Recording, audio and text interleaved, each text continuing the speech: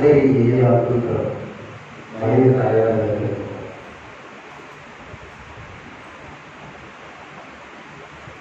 अंतस्थिती मानवता संत लक्षणे ऐसी.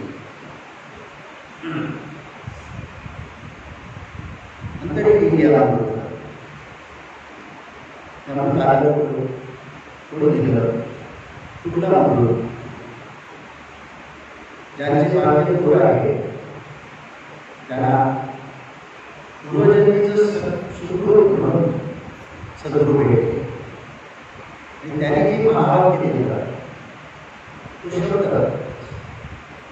गुरुमंत्र म्हणतात, महामंत्र म्हणतात, महावाक्य म्हणतात, प्राणमंत्र म्हणतात, वेदमंत्र म्हणतात. हे अमृत आहे. हे अंतर गेलं तर बाहेर काय लागलं ते कसं समजेल. तुमच्या काहीशी नाही बोललेलं म्हणजे बाहेर सृष्टी आहे, विश्व आहे, त्याच्यामध्ये अज्ञानामध्ये अडकलेले आहात. त्यात सत्य काय तुम्हाला कळलेलं नाही आणि जे नित्य आहे ते सत्य म्हणून त्याच्याशी व्यवहार करतात आणि तुम्ही दुःख होता. त्याचं परिपूर्ण ज्ञान दिव्य दृष्टी प्राप्त होऊन सद्गुरूच्या मुलातून मिळालेलं महावाक्य ही तुमची स्वतःची ओळख आहे, जी सत्यनित्य शास्त्र आहे. अज्ञानात तुम्ही विद्याने कल्पना केली म्हणून दुःख होता. त्या महावाक्याची प्रचिती ती तुमच्या जसं आई डोळ्यामध्ये अंजन घालते आणि तुम्हाला दृष्टी योग्य प्राप्त व्हावी, दिव्य दृष्टी प्राप्त करण्याच्या विश्वाला पाहण्यासाठी सद्गुरू या विश्वाचं खरं रूप करण्यासाठी ते आपण तुम्हाला पाहतात आणि त्याने तुम्हाला दिव्य दृष्टी प्राप्त होते आणि जगाचं स्वरूप जे परिपूर्ण सत्य मिथ्या नित्य अनित्य शास्त्र अशास्त्र अशा स्वरूपाने त्याचा अभ्यास होतो. आणि अज्ञान दूर झाल्यामुळे अज्ञान भ्रांतीतून मुक्त होता तुम्ही आणि मग खरा आनंद भोगता येतो. ज्याला आपल्या स्वरूपाची प्रचिती आलेली आहे आणि विश्वाचा विद्यावर कळलेला आहे त्याची स्थिती सांगितलेली आहे. त्याची स्थिती सिद्ध म्हणजे कोण? बद्ध, मोक्ष, साधक, सिद्ध चार अवस्था आहेत. बद्ध म्हणजे अज्ञानात मारलेला गेलेला आहे. अज्ञान काय आहे? जे ज्ञानाला सांगितलं ते जे आहे कल्पना आहे, ज्ञान आहे. ते विश्व सत्य मानतोस हे अज्ञान आहे. आणि देव असणारे प्रिय आणि मन ह्याच्यामध्ये चढकला आहे. कारण विवेक काय नाही. सद्गुरूच्या वचनामध्ये आपल्याला विवेक प्राप्त होतो. सारा निवड करता येते आणि मग हे बुद्धी कमी होऊन आत्मविश्वास व्यवस्थेला हे बद्धपण जे आहे ती दूर व्हायला पाहिजे. पण माणूस सहजासहजी कसा ऐकत नाही, सुधरत नाही. पण खूप त्रास झाला, खूप क्लेश भोगायला लागला की थोडासा विचार करायला लागला. जसं काही झालं बापावर आठवत आलेला आठवते तसं अनंत गोष्टी बोलल्यानंतर ईश्वराची आठवण होते आणि मग ते ईश्वराचा शोध सुरू करतो. त्याला मोक्ष असं म्हणलेलं आहे. तर दुःख होईल आणि दुःखाचे तू मार्ग करण्यासाठी शोध सुरू केला तेव्हा ते मोक्ष असतात. आणि त्याच वेळी उपसंचित काही आहे म्हणून सद्गुरू भेटतात, संत भेटतात आणि मग आपल्याला साधक अवस्था. ते साधक अवस्थेमध्ये सद्गुरूच्या पूर्ण शब्दाला विश्वास ठेवला आणि आपल्या मध्ये दोष शोधून काढले. आपलं काय सुख आहे त्याचा शोध घेतला आणि मग सद्गुरू वचनाप्रमाणे जसं माझ्याबरोबर शोध देणार आहे की श्रवण आहे त्या श्रवणाकडे परिपूर्ण लक्ष आहे. ते तुम्ही परिपूर्ण लक्ष दिले आणि त्या आत्मसात श्रवण केलं, त्याचं चिंतन केलं, आत्मसात केलं आणि त्याप्रमाणे वागले दिल्यासारखं केलं तर त्या सद्गुरूच्या महावाक्याचं जे अमृत दिले सद्गुरू त्याचा तुमच्यावर परिणाम होतो. नुसतं होणार नाही.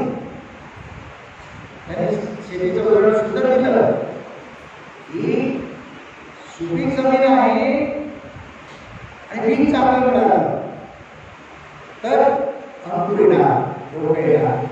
पण त्याला पुढे पाणी नाही मिळालं, वाढ होणार नाही. आणि जर त्याचे पाणी वाढ झाली तरी मध्ये गवत येतं, कचरा येतो, तो दूर नाही केला तर त्याला झोड येते. आणि त्याचबरोबर त्याला जर कुंपण नाही घातलं तर ते होणार. म्हणजे या गोष्टी पाळायला लागतात. कुंपण घालणे म्हणजे काय? विवेक आणि वैराग्य आणि त्याला काढून टाकणे आणि तिथे त्याला विद्यमाने पाणी देणे साधन. म्हणजे त्याच्यासाठी सत्शिष्य असला पाहिजे. म्हणजे तुम्ही सुरू पाहिजे आणि सद्गुरू त्याला तयारी पाहिजे. सद्गुरू गुरुदेवाने खूप आहे, गुरुवाने आहे, कामाने आहे, खूप वेळी विचारायला सकाळी म्हणाले 5 तास 6 तास आणि आपल्याच म्हणतात पण मला तुमचंच बरं वाटतं. काय म्हणाले? आम्हाला तुमचंच असं बरं वाटतं असं म्हणाले. म्हणजे आपल्या ज्ञान संप्रदाय आहे, स्वरूप संप्रदाय आहे.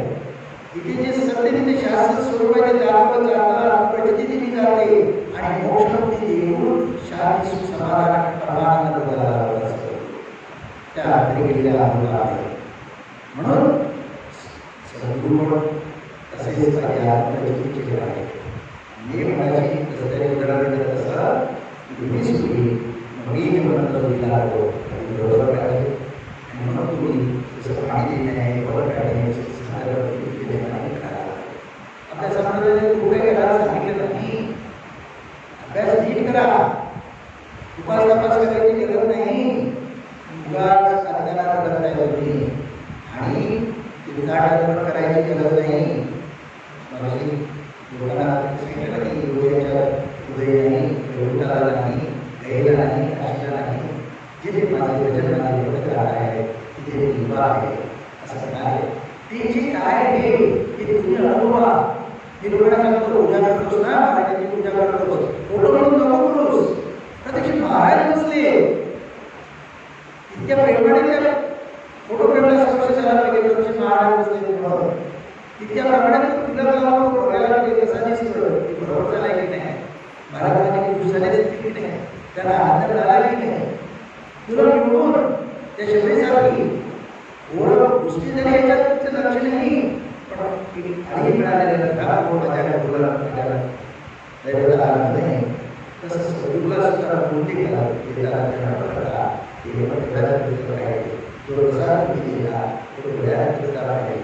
काही नाही केलं चालेल असेल तर काही बोलतात थोडंफार काही करायची गरज आहे. माणूस असेल काय सगळं पण करायचं तर उत्तमात तेवढं करा. नाही परिस्थिती आहे तुमच्याकडे चांगला हत्यार आहे, तुमच्याकडे वेळ आहे, मन आहे, त्याच्या करा. काही करायची गरज नाही. ही अमृत आहे. हे तुम्हाला अमर अमृत म्हणजे काय? अमर सगळं सांगितलं तू शुद्ध चैतन्य आहेस, तू आत्मा आहेस, तू देह नाहीस. बरं देह आहे, आत्म्याला नाही आहे, आत्मा शाश्वत आहे. हे अमृत नाही का? पण ते तुम्ही स्वीकारलं पाहिजे, अंगीकारलं पाहिजे, त्याप्रमाणे वागलं पाहिजे. किती जण वागतात आशीर्वादासाठी पुढे येतात आणि मग आशीर्वाद द्या म्हणून सांगतात. अरे बाबा काय सांगितलं ते उलट गोष्टी पाहिजे ना, तुमचा श्रद्धाविश्वास पाहिजे, तुमचं मन पवित्र पाहिजे, तुमचा भाव शुद्ध पाहिजे, तुमच्या आचार्याच्या शुद्ध पाहिजे. तेव्हा त्याची प्रगती येणार आहे, तेव्हा त्याची प्रगती येणार आहे. नुसते इकडे सत्संगाला जात, तिकडे सत्संगाला इकडे बोलायला तर बाबाला भेटणार काही होणार नाही. आणि त्याच्या चमत्काराला बाबाला भेटणार तर तुम्ही मायेमध्ये बसला बस. आज तुमचं दरवाजा होईल, मागच्या दरवाजाने रस्त्यावर गेला. पण हा बसला तो तुम्हाला सगळ्या विश्वाची समर्पण देतो, तुम्हाला सगळी सत्ता देतो. देव ना तुम्ही देवता आहात, पण अज्ञानामध्ये जन्म हा वासनेतून झाला आहे आणि ती वासना प्रबळ असल्यामुळे अहंकार आहे, ताप आहे, लोभ आहे, गर्भ आहे, चिंता आहे, भय आहे, आणि बरोबर असणार त्याच्यामुळे आपण दुःख होतो. म्हणून जी विवेक झाला पाहिजे काय स्वीकारावं आणि काय त्याच्याचा त्याग करावा. पण हे ज्ञान पुस्तकातून मिळालं तरी तुमच्या अंगी पाहणार नाही. ते सद्गुरूच्या मुखातूनच श्रवण करायला पाहिजे. नेहमी सांगतो विप्राचं झाड काळाच्या दृष्टीतूनच फुलवते, तशी आत्मज्ञा सद्गुरूच्या मुखातून श्रवण केल्यानेच त्या आत्म्याला प्रगती करावी लागते. नाहीतर फुकट व्याप आहे. काही साधक निराश होतात. म्हणजे सुरुवातीला साधक नोकरी करायला लागतात आणि काय म्हणतात प्रचिती माणसाला काय थोडंसं काय केलं की काय मिळालं तर बसायची सवय असते. मी काहीतरी केलं तर मला किती मिळालं काय मिळालं त्याच्या हिशेब करायची सवय. जसं सगळं केलं तर तसं हिशेब केली की मला काय मिळालं असं विचार करतो. एक गोष्ट सांगतो की माणूस यायचा आणि काय म्हणतो की महाराज किती वर्ष तुमच्याकडे येतो, किती साधा बंदी करतो, पण बघा माझं काय घडवत नाही. बाबा काय सोय माझ्या मुलाचं लग्न होत नाही, माझ्या मुलीचं लग्न होत नाही, कोणाला नोकरी करणार नाही. मी काय करतो महाराज म्हणाले तुझ्या घरात काय तिकडे ते बरं आहे का तर आहे. तिथे चिठ्ठीला एक दिवस झाला तशी निर्मला चिठ्ठीला आणि आता ते देवर साधन खरोखर त्याचे दिवस बदलले आता ते देव काढतो का ते म्हणाले नाही हे दिवस म्हणजे सुख हे मृगजळासारखे आहे. दुःखात आनंद घ्यायला शिकला तर जगाला लागते. दुःख जाणता आलं पाहिजे, दुःख जाणता आलं ओळखता आलं पाहिजे. आणि जसं निसर्गाने मला सांगितलं होतं महापुरुष तो आवडत नाही चक्री वाढले तर ते आवडत नाही. जगात जे काही परिस्थिती येते आपत्ती येते तुमच्या जीवनात येते काही आवडत नाही काही काळाची असते ती येते जाते. तुमचा सत्ताविश्वास घडायला द्यायचा नाही आणि तुमची साधन सोडायची नाही. एक दिवसासाठी तुम्हाला आत्मप्रचिती तेव्हा त्या ईश्वराचं सगळं काही तुम्हाला असं वागून मिळणार नाही. तुम्ही त्याची प्रगती केला नाही, तुम्ही त्याची प्रगती करायला पाहिजे आणि मग ती प्रगती करायला पाहिजे. तेव्हाच प्रगती आहे. दुसऱ्या प्रभावाकडून किंवा गुरु असतात भेटतात महाराजांनी असं सांगितलंय काही असं सांगितलंय म्हणजे दिसत महाराज डोळ्यात गेलो आणि डोळ्यात गेले होते त्यांच्या आवडते शिष्याला छोटे पुस्तकात मोठे होते त्या आधारे होते. महाराजांना भेटायला महाराजांचे शिष्य होते मिस होते त्यांनी विमानाचं तिकीट काढलं महाराजांना घेऊन गेले होते. हे मोठे पण हुशार होते त्यांचे मित्रमंडळी फार मोठे पंडित होते. पण त्यांच्या ओळखीने काही प्रोफेसर लोक आले विलासाचे पुस्तकाला आणि काही इतर पंडित वगैरे लोक आले भेटायला महाराजांना. मग आपला अनुभव सांगायला सुरू केला. ते काय म्हणाला त्याची ओळख होती वेगवेगळी विलासामध्ये चांगली गाड त्याने सुरुवात केली. ज्ञानेश्वर माऊली असं म्हणाले महाराज बंद कर तुझी टेप मला ऐकायची दुसरी टेप नको तुझा अनुभव घ्यायचा. ज्ञानेश्वर माऊली म्हणाला ते तू काय म्हणाला तसा तुझा अनुभव सांगा तुझी टेप ऐकायची. सद्गुरूला काय पाहिजे पुस्तकी ज्ञान नको आहे. पुस्तकी ज्ञान हे कामाला येत नाही. प्रचितीचं ज्ञान सद्गुरू परम स्वरूप तो तुम्हाला देव करतो म्हणजे काय तुमच्या हातचे तुमचं स्वरूपच आहे परमात्मा स्वरूप आहे त्याला तुम्हाला प्रचिती येते. मग ते शब्दाने नाही भेटणार स्वात्मा होतो तुमच्या अनुभवात तुम्हाला भेटणार आहे. पण तुमच्याकडे विश्वास हे शिष्याचा झाला आणि म्हणून तुमच्याकडे एक दिवस काही मिळत नाही. तुम्हाला कळत नाही की नियमाने केवळ तुम्हाला मिळत असतं पण ते त्याचं प्रचिती यायला तुम्हाला वेळ लागतो परीक्षा होता. तो म्हणाला मला काही कळतच नाही मला काही मिळालंच नाही माझ्यावर काही परिणाम झालेला दिसत नाही असं मत म्हणाले. तिथे टोपी होती बाबूची टोपी बनवली ती जरा घेऊन जा आणि त्याच्यावर पाणी घेऊन टोपी घेऊन जायचे टोपीचं पाणी कसं येणार. सद्गुरू सांगता म्हणजे काहीतरी चमत्कार होऊ शकतो. मध्ये कोटी घेऊन गेला आणि सकाळपासून संध्याकाळपर्यंत उडवतोय वर काढतोय पाणी खाली जातंय, उडवतोय वर काढतोय पाणी खाली जातोय, दमला आणि गुरुच्या नावाने बोलत आला आणि गुरुला म्हणतो काय करता गेला काय झालं आणि अशा आला असं म्हणतोस की मला सांग की तुम्ही जर रोजून सकाळी नेहमी होती त्याच्यात तुम्ही जड वाटते का? खूप जड वाटते. सकाळी नेहमी आता जड झाली. अरे बाबा माझी प्रगती माझी भक्ती माझ्या आयुष्यात तुझ्याकडे पूर्ण दबाव असतात, तुला ते दिसत नाही, तू विश्वास पडत आहे. त्या डोक्यामध्ये पाणी आलंय, त्या बाबूमध्ये पाणी गेलंय म्हणून ते जड झालंय, तुला दिसत नाही म्हणून सद्गुरू पूर्ण शब्द विश्वास ठेवा. तो विश्वास दडपणी माझा देऊ नका आणि मग तुमच्या ठिकाणी जे अमृत तुम्हाला मिळालेले आहे ते पहिलं तुम्हाला जगाचं ज्ञान झालं पाहिजे, तो संशय तुटला पाहिजे आणि चुकीच्या समजुतीने स्वीकारता त्याच्यामध्ये वासना इच्छा पूर्ण करायचा प्रयत्न करत आहे. जे विद्यार्थी आहे ते तुमच्या वासना पूर्ण कशा होणार? शाश्वत नाहीये, ती शाश्वत स्वरूपात तुम्हाला समाधान करून देणार, शांती करून देणार शक्यच नाही. शांती समाधान तुमच्या स्वरूपाच्या प्रतीमध्ये आहे आणि ते सद्गुरूच्या सुधारणाने भक्ती केल्याने प्राप्त होणार आहे. म्हणून बाह्य जगाच्या सुखामध्ये अडकू नका, माया आहे असं आहे आणि ते तुमच्या आयुष्यात गुन्हा नाही करत आणि एक दिवशी रडत राहा आणि मग सगळ्यांना रडवत राहा म्हणजे खाली काही तुम्हाला जाताना पण देणार नाही. म्हणून त्या मायेमध्ये अडकू नका, तुमच्या स्वरूपाच्या प्रवृत्तीसाठी घबरा तुम्हाला दिला आहे त्याचा अनुभव आजमध्ये निश्चित होणार आणि तुमचे दिवस चांगले येणार आणि दिवस चांगले म्हणजे ज्ञान प्राप्त होईल. ज्ञान प्राप्त झाले की त्या कुठल्या परिस्थितीत तुम्ही मात करता. तुम्ही विचार करत नाही गणपतीला तुम्ही पुजता, त्याला चतुर्दिवशी गणपतीला का पुजता? चतुर्दशा चार म्हणजे ज्ञान आहे, ते ज्ञान स्वरूप आहे. जिथे ज्ञान आहे तिथे सुख आहे. दुःख हरण मार्ग सांगतो, कोणाला हात करायची गरज नाही, कोणाला जायची गरज नाही. तुम्ही अनुभव बघा, ज्या दिवशी तुमच्याकडे सगळी त्या दिवशी रात्रभर ध्यानात बसा. सकाळी तुमच्या प्रसंगासाठी उत्तरायण आलं तर माझ्याकडे या, तुमच्याकडे पाणी होतं. तुमचा विश्वास सत्य पाहिजे, साधना पाहिजे, बस बाकी काय नाही. आजच्या दिवशी मला एवढंच सांगावं वाटतं की सगळे तुम्ही सर्वत्र आहात, सगळ्यांचा सद्गुरू विश्वास आहे, आणि विश्वास साधन करता ते वचन अमृत आहे, ते उघड जाणार नाही. पिकाला सत्य आहे, पिकाला सत्य आहे.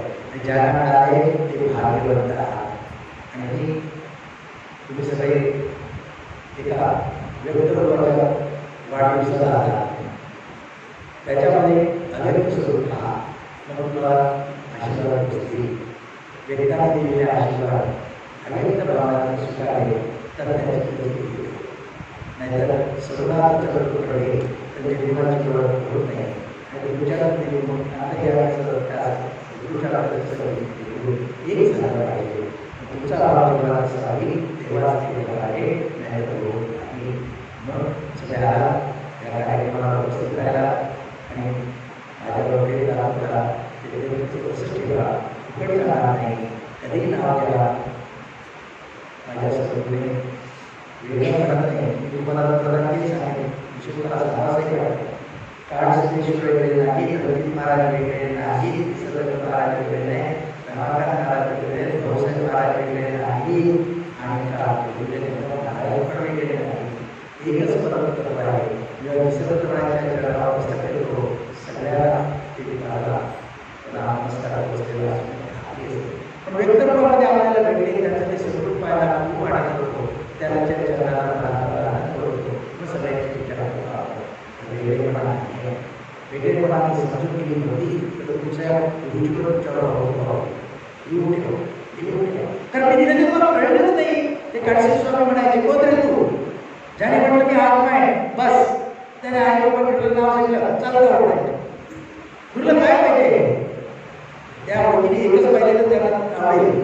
तुम्ही ज्या बरोबर पूजा करायला गेले त्यांना आवडलं नाही. आपण जो कपाळाला गेले आणि कुठला करंडा शिष्य मिळाला लक्षात आलं का? तर अज्ञानात वागू नका, अज्ञानात भक्ती करू नका, ज्ञान स्वरूप तुम्हाला सुख शांती समाधान ऐश्वर्य आता सर्व काही प्राप्त सद्गुरूच्या ठिकाणी सर्व काही पाहावं शक्य आहे. राजा राजा